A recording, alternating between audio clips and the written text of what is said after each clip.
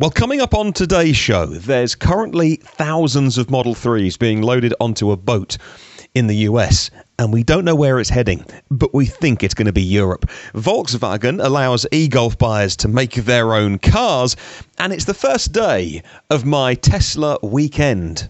I'll tell you all the details soon. Stay with me. Good morning, good afternoon, and good evening. In fact, wherever you're listening in the world, welcome to EV News Daily, Friday, the 11th of January today. My name is Martyn Lee, and I've been through every EV story I can find today and picked out the ones that I think you need to know about. You join me from a hotel room today in Birmingham, which is a lovely place. But it's where the Autosport International show is happening. I'll tell you more about that in just a moment. A few electric car stories from that, where I've spent the day today.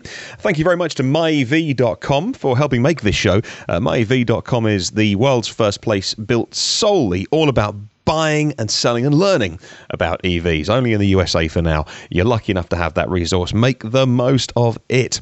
So, welcome to a new Patreon producer of this show. His name is David. Hello, David. David McGuinness. Or McGuinness. David is a new producer joining the Patreon family. And if you want those details, I'll give you them at the end if you would like to add your name. So today I've spent the day at the Autosport International show in Birmingham.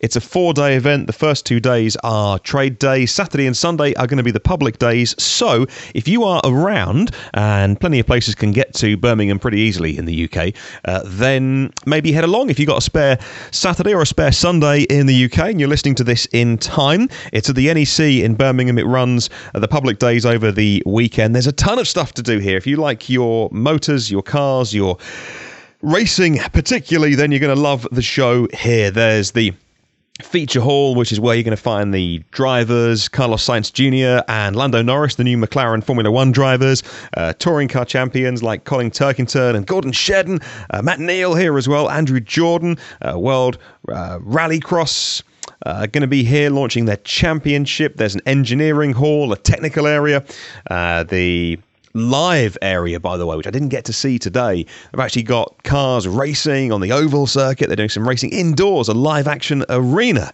and loads going on. So if you're heading here, you never know, I might bump into you on Saturday and Sunday because I am going to be here. Let's start with the news, and at the end of the show I want to tell you about my weekend Tesla story, and also if you're in the UK, I came across a brand new charger today that filled me with hope. But first of all, we'll start with Volkswagen, and Volkswagen are going to let you experience putting an actual real car together, your car. At least if you've ordered the all-electric eGolf and you're lucky enough to have your order in and you can actually get one, because let's face it, they are kind of winding down on that because the ID is coming. Well, according to Domenick at InsideEVs.com, the German automaker's made this unique opportunity at its famous electric mobility-centered factory. They call it the Transparent Factory. It's in Dresden. Customers can participate in the vehicle's assembly at 4 different stations. You can watch the marriage of body and drivetrain with a bit of supervision as well, some expert supervision. You can also put bits of the car together, tasks usually done by the factory workers. That would be really cool, you know, if you are into your cars and they're not just a utility, but they are something that you wash at the weekend and you want to know everything about how they work. What an awesome story to say that actually, if you can get to Dresden and you've ordered the eGolf, that you put the bonnet on, or the hood, or whatever you call it, where you're listening around the world, or that you screwed that door on. Not only would it help you understand how the car is put together and make you less intimidated by the mechanics of it all, but it's just a cool story to tell.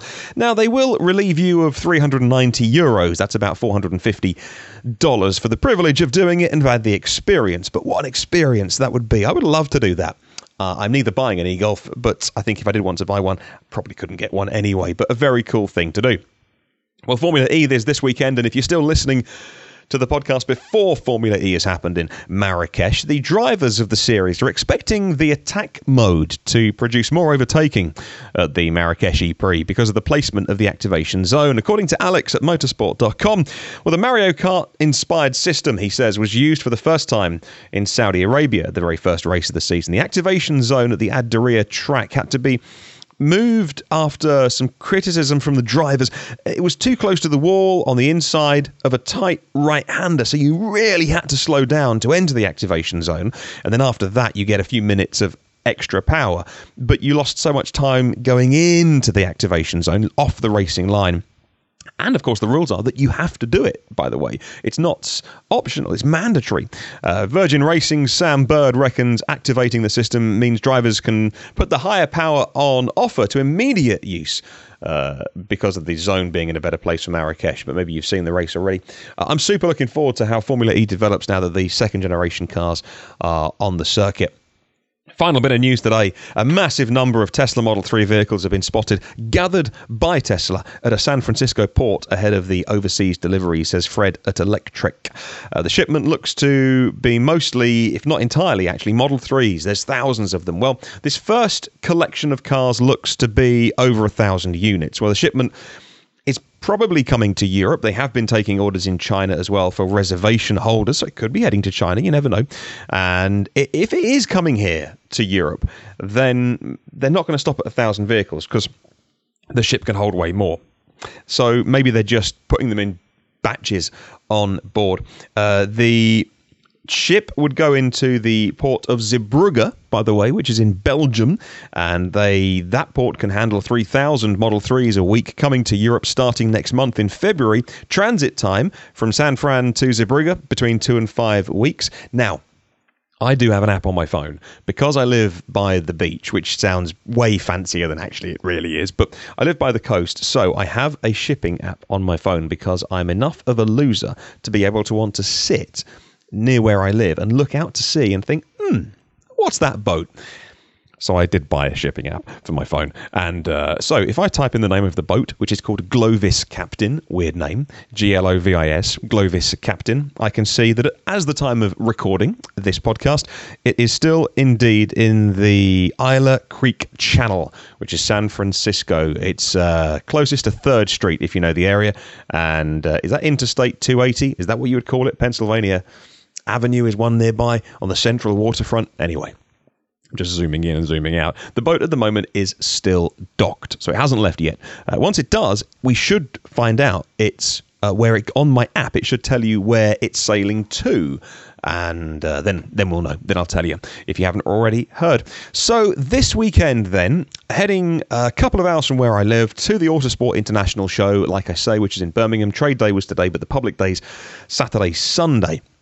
If you want to come along to it, I think have a great time. But to do it, I decided that as January, I want to talk more about hiring cars. Last weekend, we heard from our new premium partner of the podcast, electricmotoring.net, Paul, from the Chicago-based electricmotoring.net. He hires Teslas out in the Chicago area, was telling us all about how he mostly uses the apps like Churro. Well, I didn't do that this weekend, but I wanted to hire a car. And I wanted to use a friend of a friend, and she has 4, I think 2 S's and 2 Model X's, all Teslas. And so contacted her midweek and said, can I hire a car this weekend? Yes, she did offer a bit of a discount, but I very much wanted to pay my way because, she's got a small business and she's got costs and overheads, and I wasn't kind of going, hey, can I get a discount? So I've paid for these 4 days, and I've got a Model S 90D. It's black, it's 2 years old.